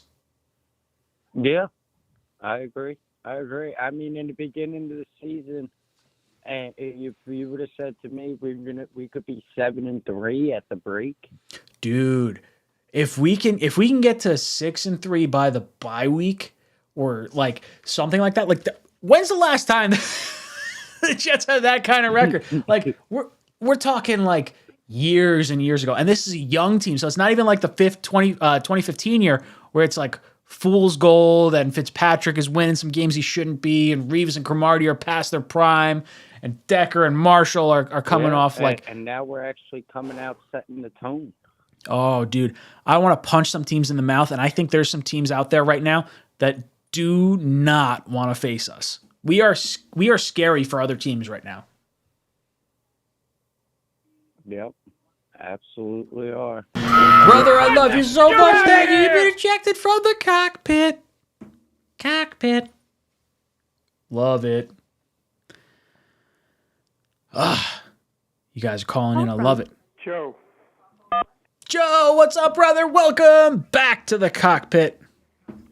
What's up, brother? Feeling good this week? Dude, how good is a Victory Monday? We don't get this often, and we've got it 3 times this year. I'll tell you what, starting to remind me a little bit of 2015 when we had a chance to go to the playoffs. Oh, dude, it feels good, right? It feels good. Ali, I see you calling in right now. After Joe, I'll give you a call back, so don't you worry. But Joe, how you feeling? How you feeling? Let me know. Well, I got to say, Zach Wilson looks like he's starting to come into his own. Mm-hmm. Our running game is unbelievable, man. Mm-hmm. Breece Hall looks like the Tasmanian devil. Dude, insane. I love me some Michael Carter. Breece Hall, worth every bit of that second-round pick. This guy is absolutely incredible. You know, it's funny. They didn't really get the receivers going this week. I was a little surprised. I thought maybe Garrett Wilson or Elijah Moore, one of them two, would have had like a 100-yard game for some reason. Mm-hmm. But you know what? He went with what I said last week. Go with the player that's hot, and that was Breece Hall this week. Oh, yeah. Look how it worked out for us. Pretty good. Oh, dude. It is so nice. And this offensive line combination with AVT on the right-hand side, Dwayne Brown was a fucking wall on the left-hand side. This was fantastic. Yeah, man. I was impressed for a guy who hasn't played in a while. Mm-hmm. And he's 37 years old. Oh, dude. I mean, I've seen Joe Douglas have Jason Peters on his team at like 37 years old. The guy's like 41 years old. I think he's on Dallas right now. I don't know if he's healthy or not, but like the Jets and Joe Douglas have no fear in older offensive linemen. And I don't think they should. I think it's a position that you can play later into your career. I'll tell you that Elijah Vera Tucker, man, he is so versatile. It's unbelievable. I mean, he's like Joe Colecco, but on the offensive side, you know, could play all these different positions. Oh, dude, 100%. This kid needs to be voted to a Pro Bowl or get All Pro or whatever it is. Like, he is team MVP right now, 100%. Oh, absolutely. I think he is going to be a Pro Bowler. I think Sauce Gardner's going to be a Pro Bowler too. I think so. Dude, there's a really, really good chance the Jets have Offensive Rookie of the Year and Defensive Rookie of the Year. And if they have Garrett Wilson start to go off, I would love to see like 3. Like an Offensive Rookie of the Year, a Defensive Rookie of the Year, and a Rookie MVP. So that way you get Breece or Garrett Wilson on that side and Sauce on the defensive side. The crazy thing is, we haven't even gotten started yet. No, dude, they're just starting to gel. Like, this team has so much fucking talent. It's insane. Oh my God, man, this team has so much potential. I mean, whew, when these guys become veterans, look out. Dude, I love it. Brother, thank you so much for the call. You've been ejected from the cockpit. We got another caller coming in. Who we got? Ooh, you know what? Jake. Jake. He ended his own call. Sorry, brother. Let me call Ali. I was telling Ali I'd call him. How do I do this? Words are hard right now. There he is. All right, Ali, hang in there. I'm calling you. I love how you guys can hear the ringing. Hello? Ali, how you doing, brother? I'm doing well, man. I'm doing well. How are you? Dude, how good does Victory Monday feel? Especially against the Dolphins. Especially being 3-2, man. Being over 500, man. That feels unbelievable. Dude, no one but Jets fans thought this was possible. Because when we were looking at our schedule preseason, you're thinking maybe the Browns, maybe the Steelers, maybe the Finns, best case scenario. And guess what? We're on best case scenario right now. Yeah. The thing is, with this team, I finally see it all gelling together. You know, what I'm seeing is, like, they're actually, like, we like the pieces around, and we all know that we have talented pieces everywhere. Mm-hmm. But for the first time, we're actually seeing it work. Like, we're actually seeing the run game work. The rookies are doing whatever they can to win football games for us. Mm-hmm. And everything's working out. And what I'm excited about, and I'm writing an article right now currently about it, is the play action game is going to go crazy after this week. I think going to Green Bay, they're going to get the run game going, and the focus is going to be on the run game to stop that run game. Mm-hmm. And LaFleur is going to use that play action with Zach Wilson and get him going with that. I really do believe that, and I think for the rest of the season that's going to happen. because there's threats everywhere. We actually have a run game that everyone's scared about. Oh, dude, 100%. They're gonna load the box trying to stop Breece Hall and Michael Carter, and I bet the first play of the game you're gonna have Breece Hall back there, play action, and it's gonna be Elijah Moore or fucking Garrett Wilson. Someone's gonna catch a bomb over the top. That's what's gonna happen, and I'm waiting for it because we've got this LaFleur versus LaFleur. Remember Robert Saleh I think he was best man at LaFleur's wedding, or vice versa, whatever it was. Like this, there's a lot of like love between these two teams, and I think the Jets are absolutely going to try and take it to Green Bay. Look, I feel like all these guys are just ready to play, especially with Carl Lawson, dude. Dude, he had a great fucking game yesterday. I didn't even like bring that in my top 5 takeaways, and that guy had a great fucking game. No, that's what I'm saying, because like you remember last year he got hurt in the practices with Green Bay. Oh yeah, so he's going to be even probably more even juiced up because we finally have that pass rush back for our team. And Carl Lawson, who we had the big signing, he will have a field day, I feel, with this team because talent-wise, I believe the Jets have more weapons than Green Bay. We're just dealing with experience. They have much more experience than us, but we have the talent. So it depends on which one wins the game, because we are going against a Hall of Famer quarterback. But 100%. Like Aaron Rodgers has the advantage because he is Aaron Rodgers. But if you're looking at paper and you're saying which team would you rather have moving forward, I mean, it is the Jets 100% out of 100 times over. But like you have to say, like when they're in the locker room on Sunday, they need to be like, this is the statement game of the year for the Jets. This one, exact one. Going into a playoff type atmosphere stadium, and Zach Wilson with all these rookies on the offensive side of the ball, if they can go in and just destroy them in some type of way on offense and win that football game, that is huge, because that's telling you that we can go to the playoffs. We can be effective, but again, they have to get the job done, because I think the Jets cornerbacks will have enough to keep the Green Bay Packers playmakers off the field. Yeah, I think I don't have a fear in our defense. I'm concerned with Aaron Rodgers 100%, but I think the Jets team overall, we've got more talent. We should be able to win this. If you can temper expectations and kind of look at this game and say, hey, we need to take care of business, the Jets will do it, and the Jets will be able to, if we can beat Green Bay in Green Bay, then you go into Denver, and it's like, okay, look, Denver's kind of so-so, like maybe it's a coin flip game. You got to take care of business. One game at a time. Yeah. It's just impressive what this team is doing, 100%. No, it is impressive. Like, I'm not trying to get ahead of myself. Like, I'm fully prepared for us to go downhill. Like, I have that mentally in my mind. But that's the battered Jet syndrome, right? Like that is the issue. Yeah, but this is something I've never seen from a Jets team in a long, long time. I haven't seen a team that fights until the very end. And this team has fight until the very end. Even when they're down, that's the one thing you can take away from this football team is they fight until the end. These young guys are ready to put whatever on the line to win football games and defend their quarterback. I mean, even with Joe Flacco, we look like a team out there. So with Zach Wilson coming in, like Zach Wilson, he only had 21 attempts yesterday. Like 21 attempts. He had I think it was 2 sacks. So throwing wise had 23 like pass, plays.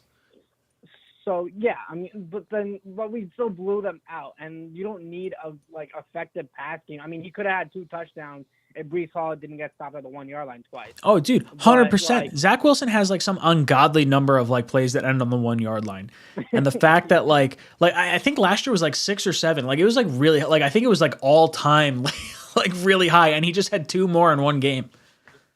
You know what that 1 yard reminded me of? That Marcus May interception that a couple of years ago. Remember which that one? He got stopped at the end of the game at the 1-yard line. Oh yeah. That reminded me exactly when that happened. I don't know why. I just remember that Marcus May pick and then almost stopping at the 1-yard line. That was kind of like the same thing. But like seeing these playmakers go off is just amazing to see, and like it's like for the first time, I'm not turning the TV off for the New York Jets.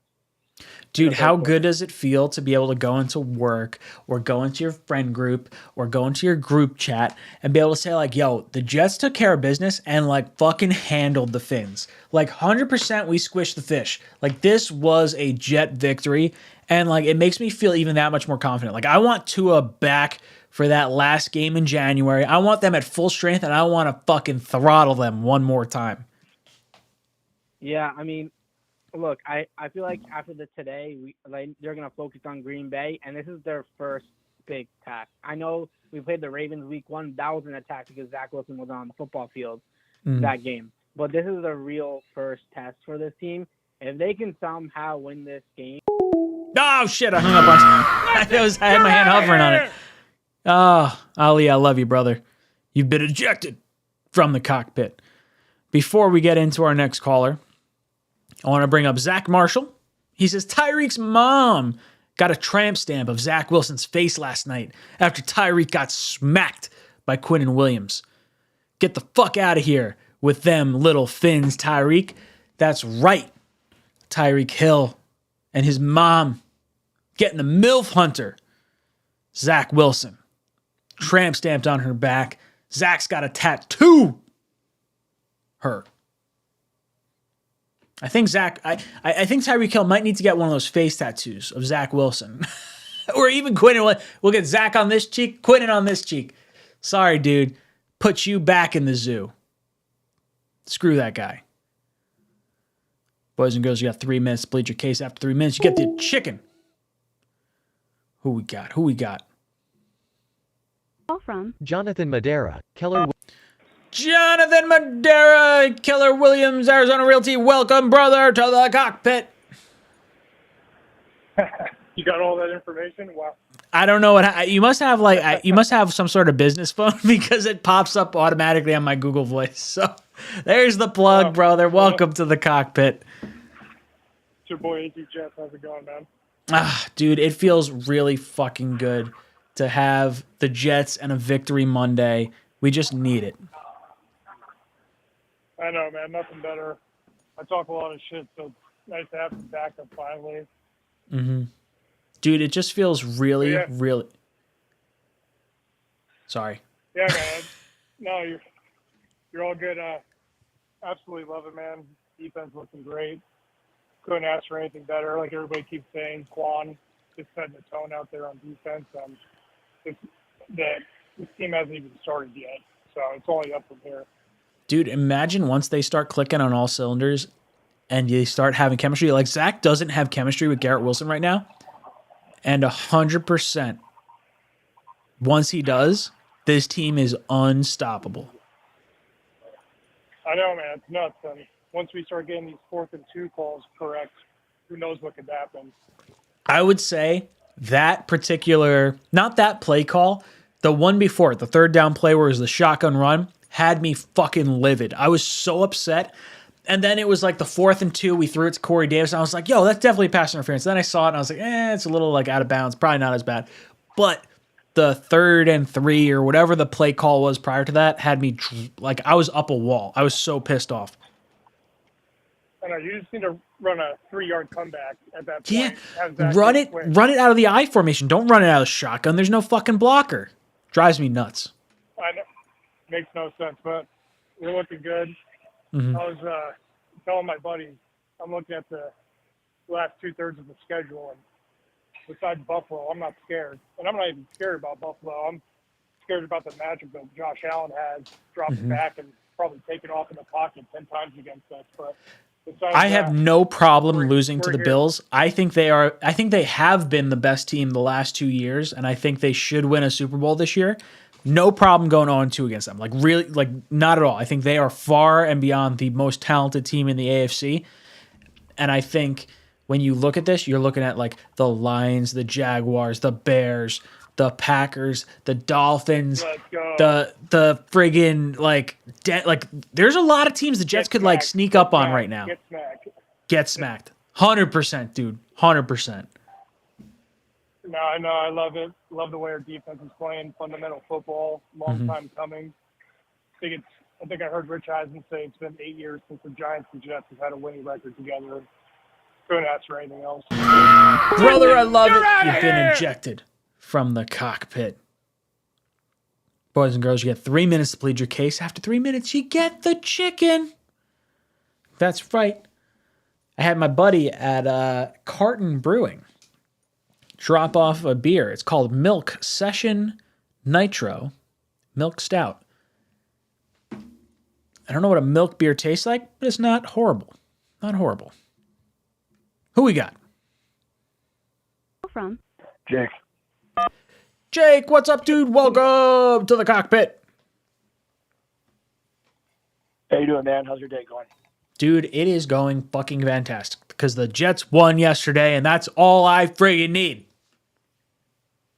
Yeah, 3-2 is pretty good, man. It's when's the last time we did this? Like years ago? Dude, years and years ago. Like the fact that we are over 500 right now with the potential to really have a good next few weeks feels really good. I just want to, there's something I want to point out from this game yesterday, and it's to honestly say it's something I don't think we've really talked much about. Sure, let's go. The first half, I'll be very frank with you, the coaching looks really incompetent in the first half. I was not impressed with the way that the defense was playing. I mean, Skylar Thompson looked like he was doing like with the Baker Mayfield game, the Tim Tebow game, and even the Kenny Pickett game. I just was like, this is not going to go well. Yeah, no, I can sympathize with that. I really can. Like at halftime, I was with Green Bean and O'Leary on the Jet Nation halftime show. If you guys haven't seen the halftime show, like literally subscribe to Jet Nation YouTube, and me and O'Leary and Green Bean talk about it on halftime. And I couldn't give a prediction because I was nervous. Like that, like 100%. I'm right there with you, dude. Yeah, and I just LaFleur's play calling was just very concerning to me. I watching Michael Carter run on first down, and then finally they realized we have to give it to Breece Hall. But me and my brother were screaming. But I have to say, for the first time in the many, many coaches we had, they made real adjustments at the second half. Like they truly made adjustments and shut the Dolphins to 3 points and looked like the better team. How many times can we say that we look so bad in one half and play a complete 180 in the second half? I can't tell you. No, I really can't tell you the last time I've seen that. It does not happen often. It really doesn't. And the Jets made second half adjustments. Quinnen Williams is going to get paid. This guy 100% deserves it. I've seen teams like, as much as people go, I don't want to give $20 million a year away. We see not Hall of Fame teams. We see playoff teams with stacked rosters give monster contracts. You need to figure out a way to be able to pay your own, and Quinnen Williams needs to get paid this offseason. He'll get paid, but the problem I have is that we've already paid money to John Franklin Myers, who I think has not deserved all the money that he's got paid so far. So he is able to be cut after this season. So maybe there's a restructure involved there. But either way, you can add void years onto Quinnen Williams to stretch out that cap hit, and you can make it go beyond the time that like you feel his peak may be coming down, and then you might be able to say, okay, well, we want to extend him beyond that contract, then we're going to cut someone else. Like there's ways to do it. For someone that loves the cap as much as I do, the cap is a fucking myth. Like, I'm sorry, it blows my mind just how ridiculous the cap space is. But bro, thanks so much for the calling. You have been ejected from the cockpit.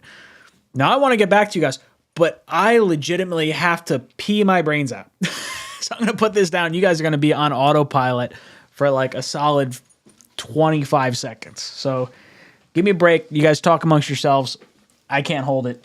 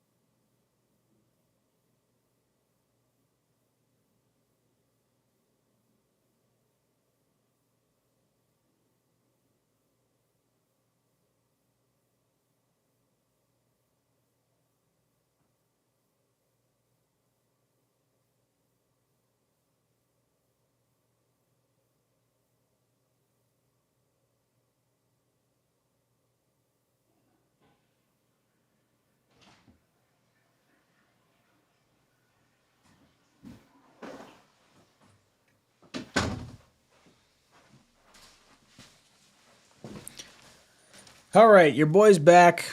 He has drained the main vein. Podcast people, you probably don't realize this. I'm going to cut out the silence there for a little bit. But we're back and better than ever. Let's see. We got a caller on the line. Who we got? From Toby. Hey, what's good, brother? Welcome to the cockpit. What's going on, man? Dude, hey, I'm having... I want to get your take on this shit. So, all right. Excuse my language. I'm sorry. It's okay. Fuck it. What's up, brother? Yeah, there we go. So, looking at what happened this week with the offense, got the running game going good. Do you think, or how would you feel if Zach Wilson took more of a game manager role and never really stepped up and, like, became an elite QB, you know, like Aaron Rodgers or, like, the accession that Josh Allen took? Mm-hmm. Would you be okay with that if we just were a consistent running team like we were in the Rex years? How would you feel if Zach Wilson never took that next step and was just like a good game manager? I would be upset. I really would. Because I want to win a Super Bowl at some point, and I think Zach Wilson 100% needs to be that guy. You don't draft a quarterback at number 2 overall to be a game manager.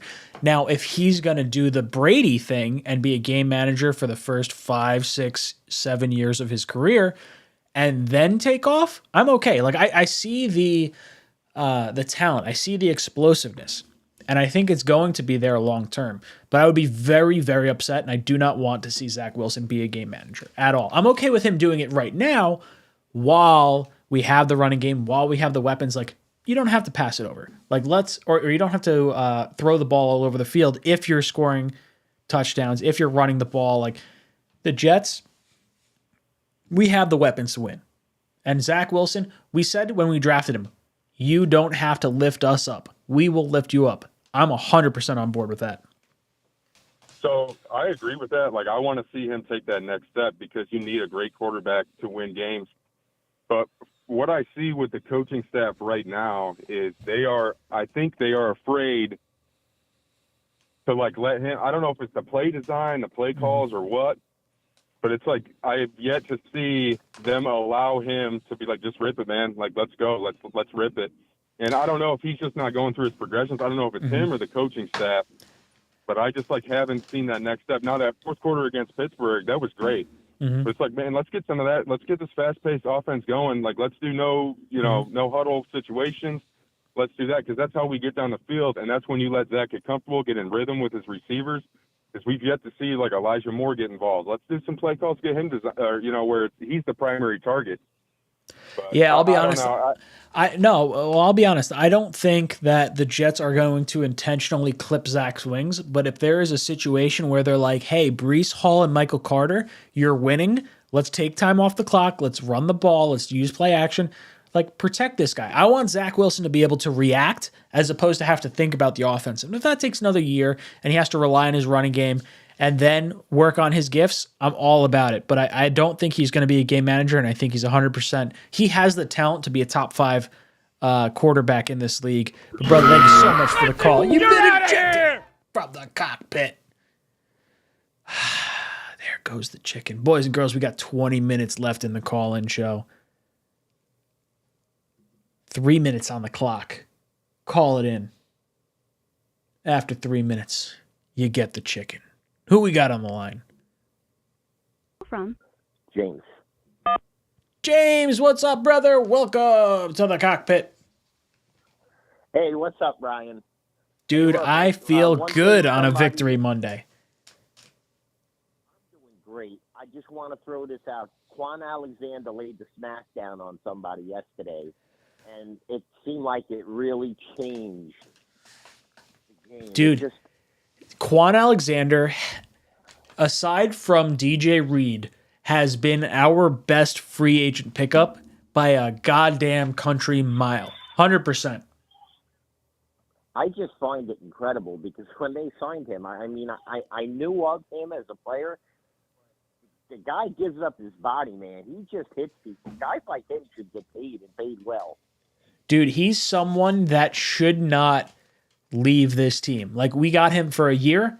bring him back next year, especially if he can stay healthy. Like, he understands the defense and he's laying the fucking wood. Like, this guy will not be intimidated by anyone. He's just a good player. Hey, I was looking at the Saints draft. The one thing I will say, I was going to say the Jets draft this year was better. Mm-hmm. The Trey Hendrickson, they got him that year too.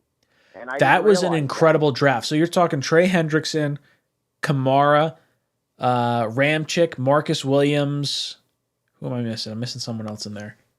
Marshawn Lattimore, like, filthy draft. Like I think our draft this year competes with that draft, but that draft that they had was not top heavy. Like, we had essentially 4 first-round picks.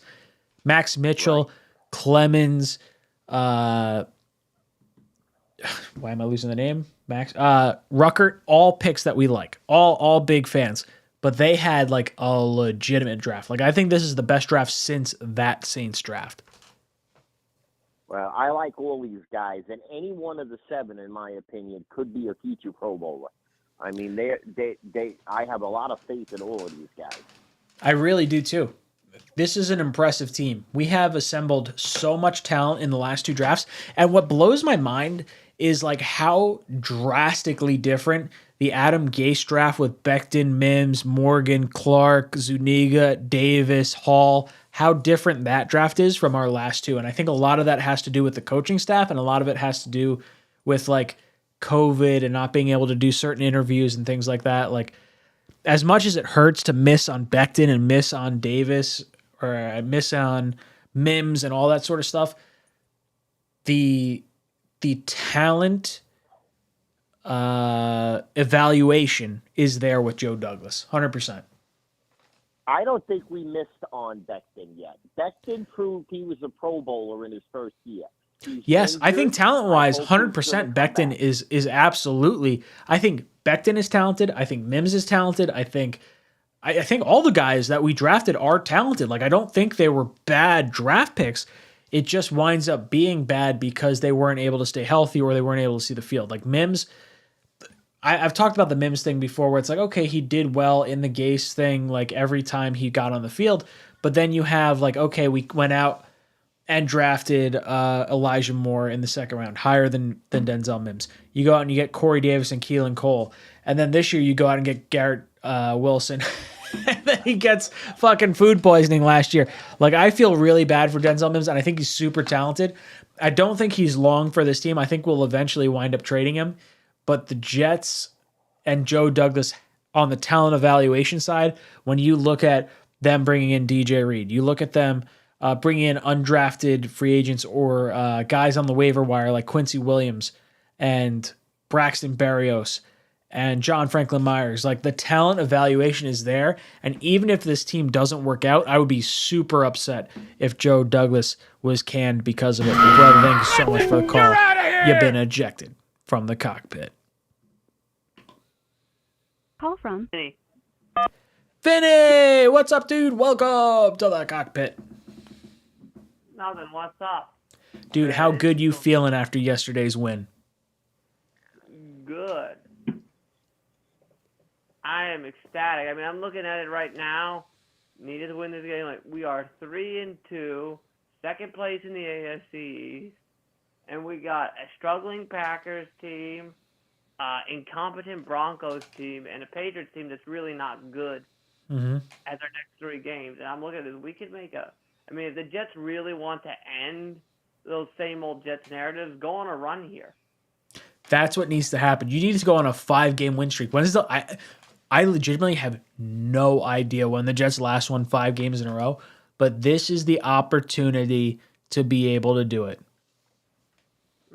I agree completely. I mean, and this game was just incredible. Like I've mentioned this already, and I know I've mentioned this on your post-game recap live streams. But the defense. I mean, let's be honest. When's the last time Jets had 5 consecutive games with a turnover on defense? Dude, impressive. The Jets have the horses in the stable to be able to generate some pressure. If this offense can play with a lead and run the ball and then create pass rush opportunities for Carl Lawson, Quinnen Williams, John Franklin Myers, Clemens and Martin and all Jermaine Johnson, all these guys, Huff, and then be able to use your smart corners in Reed and Sauce and Carter and Whitehead, you're going to get some interceptions, 100%. Oh, definitely. I agree completely. I'm just so ecstatic. Like I said, and here's the thing: if you get to 6 wins, if you really do get to the bye 6 wins, you're looking at it like where it's like, okay, just get over 500. But you're looking at it right now. I mean, you can legitimately push for a playoff spot if you get to that point. I feel like the team we would be competing with in a playoff race is the team we already beat, and I think it's the Browns. I think when Watson comes back, there's going to be an interesting dynamic that winds up going on because I feel like the Jets, like when you're talking AFC North, it's like Browns, Ravens, Bengals. Like those are the 3 teams you got to be concerned about. I'm not concerned about the AFC North. I really am not. Like one team's going to win that division. I don't know if there's going to be a wild card from there. AFC West, I think they're going to beat each other up, and I think only one team is going to make it into the playoffs. Really, I don't feel like let's be honest. Yeah, I agree. I think the Chargers it'll be the Chiefs because the Chargers are going to choke. The Broncos. Dude, I really like the Chargers. I like Herbert. I like Eckler. I like Allen. I think they have a really good team. They should win that division, I think. But I think Mahomes is the guy. It's Boom! Oh, Vinny. I love you, brother. Who we got? Call from. John. John, what? Oh, John hung up on me. What a jerk. What a jerk. Oh, here we go, boys. Call from. Chris from Florida. To accept, press 1. Chris from Florida. How you doing, brother? Can I get everyone to say, let me get a J-E-T-S, Jets, guys! Oh my gosh, what a win! What a win! What a win!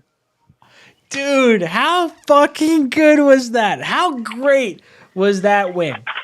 How often does that happen to us? It doesn't. Right. I'm going to tell you, man. I'm telling you, every game that we've won, I've been watching my nieces, and they've never seen football. And they're going to be Jet fans. I love it. Every time they watch it with me. I'm watching my nieces every time Sunday, bro. Dude, do it for the team. Do it for us. Watch it. Watch it. And it's funny because my brother-in-law is a Patriots fan. He's got to be hating this. He's like, oh, no. Look out for the goddamn Jets. He's got his little kids doing the Jets chants at it up. Guys, what a great game, man. Offense played really hard. Defense was amazing. Came in through. Gotta put a lot of love out there for Elijah Vera Tucker. And I got to agree with Michael Carter, dude. If that's not a Pro Bowl, the game is rigged. Unbelievable how that guy just takes control of his position and takes command and says, I'm not a pushover. I can do this. Dude, Michael Carter is the little engine that could. That guy, 100% of the way, is the voice. He is the heart and soul of this offense and this team in general. Like, he is such an important part to this team. I really love him. Like, that's what hurt me about drafting Breece Hall. I was like, you know what? Michael Carter should be the guy. And then we see Breece Hall, and I was like, nah, that guy could be the guy. Breece Hall could be the vocal leader. I'm totally okay with that. But look at how this last year's draft is being so supportive and so amazing leaders for this new year draft. It's unbelievable. You know, you hear no words or no noises coming around from Elijah Moore, who we all know is also having, here and there kind of game, and we hope he picks it up. We hope he's not going to be the next Denzel Mims and everything. But Michael Carter picking up Breece Hall and everything, and of course with we're still waiting for Rucker to have a blowout game. I'm excited for that, dude. Like, this is awesome. This is exciting. I got to shove it in my boss's face, who's a Dolphins fan. He's like, yeah. You're a boss, Ken. Suck it. Clip that and show it to him. Screw him. I'm like, what are we going to have for sushi, by the way? Because I've already had dolphin tail. Dude, squish the fish, right? It feels good. I used to have a shirt. Dude, I used to have a shirt with like the wrecking ball dropping on a dolphin. Now we got the sushi with the chopsticks. Dude, I love it. Chris, I love you, brother. It's beautiful, man. You have. Jets. Oh, he knows it. He knows it's coming. There we go. Chris from Florida bringing the energy. Who we got? Call from.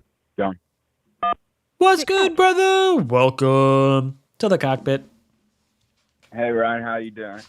Dude, I'm having a grand old time. I'm like 4 beers deep, and this one's about to kick my ass. Yeah, it's awesome to have these Victory Mondays. 3 in the first 5 weeks.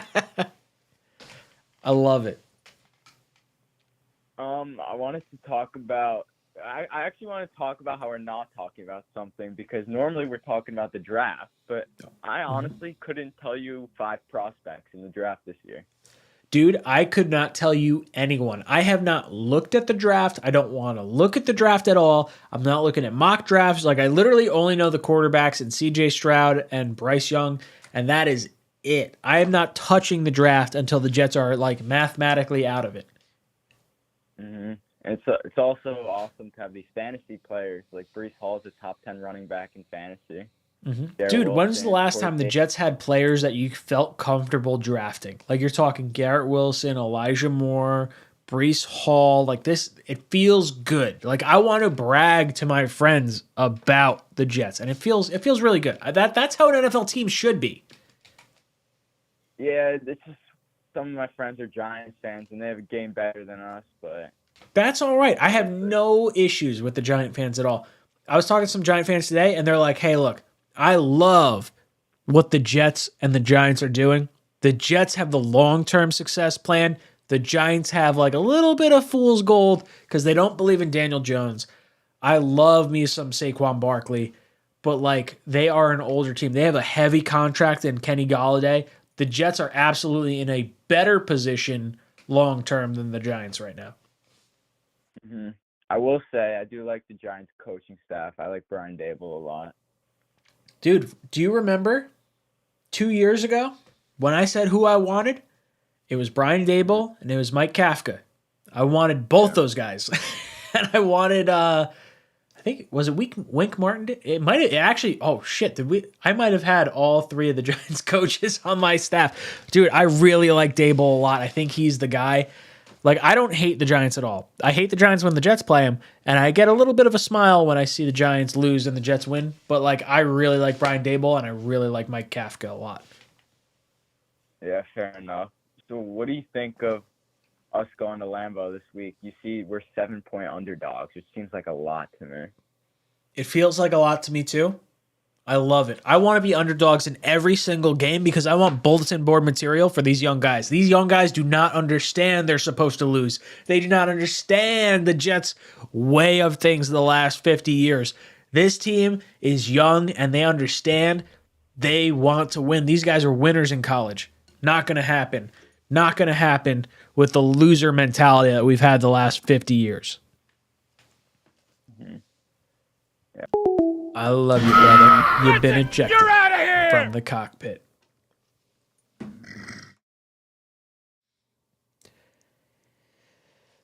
Oh my God. We got 7 minutes left. We got 2 callers. Charles Gorman.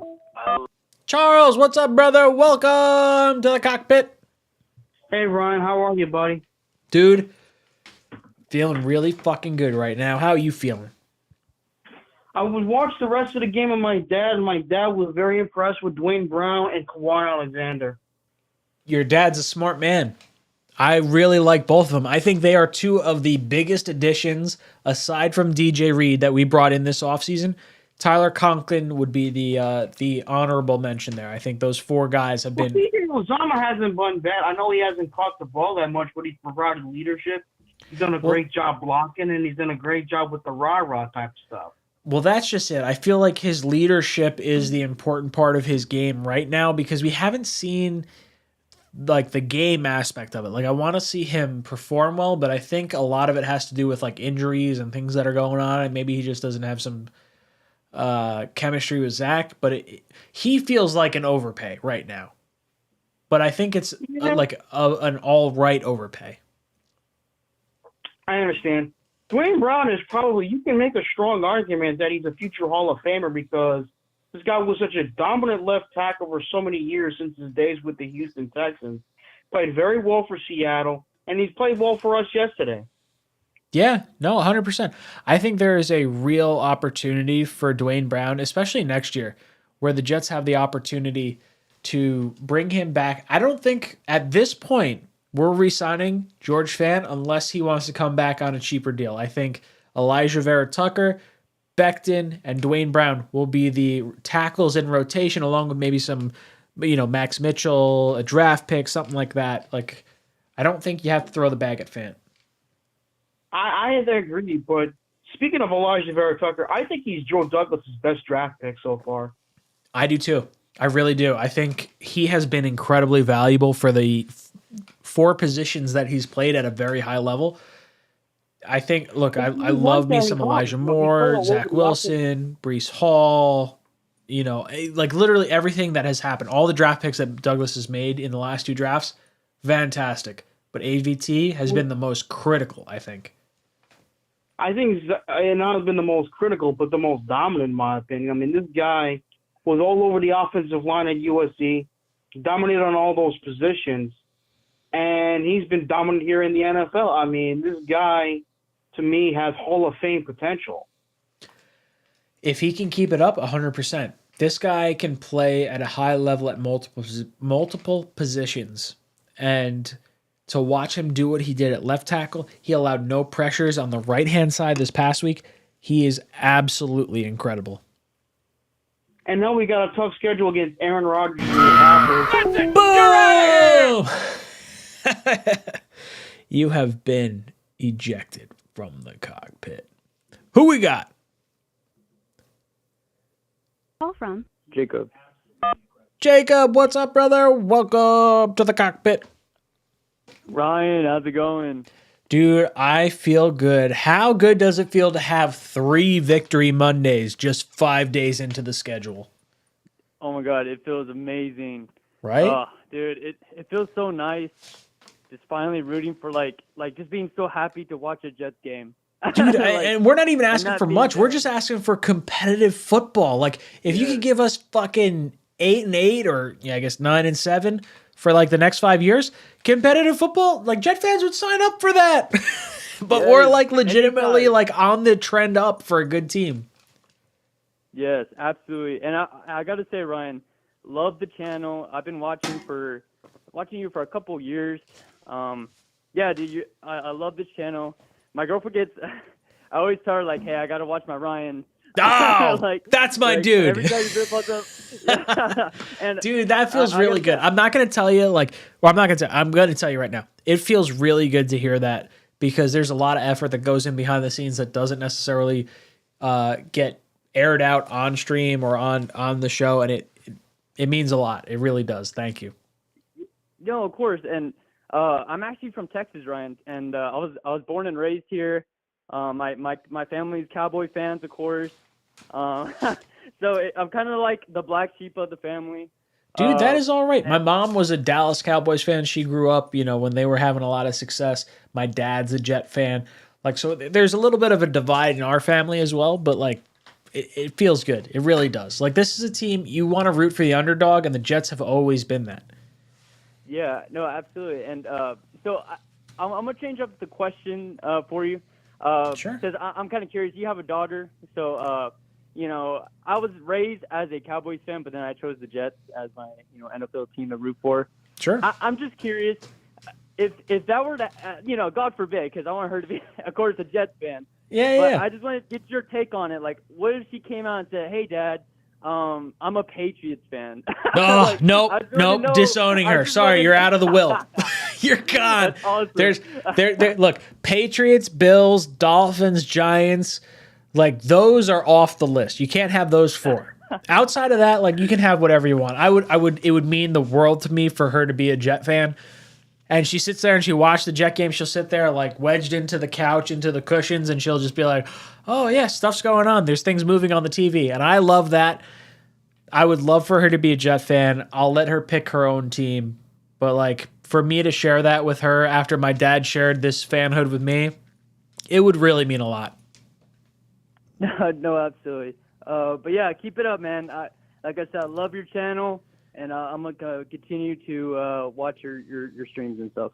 Dude, I love it. It means the world to me. The best thing you could do is tell a friend and tell a friend about the channel, and it grows just a little bit more. But brother, you've been ejected You're out of here! from the cockpit. Boys and girls, I can't believe we're at 10 o'clock already. We are at the end of this stream. Mutt Viles got me way too banged up. Becca's going to be like, why the hell are you making an ass of yourself on the internet? And I'll say, it's because Mutt Viles did it to me. That's what it is. Guy gets it. The chat gets it. You guys understand Victory Monday. We're going to have Victory Tuesday tomorrow, 8 o'clock to 10 o'clock. Our friends over O'Leary and Green Bean and all the boys coming out tomorrow. Make sure you jump in to the Talking Jets panel. Boys and girls, it's been a lot of fun. This is Jets Talk signing off. Jets.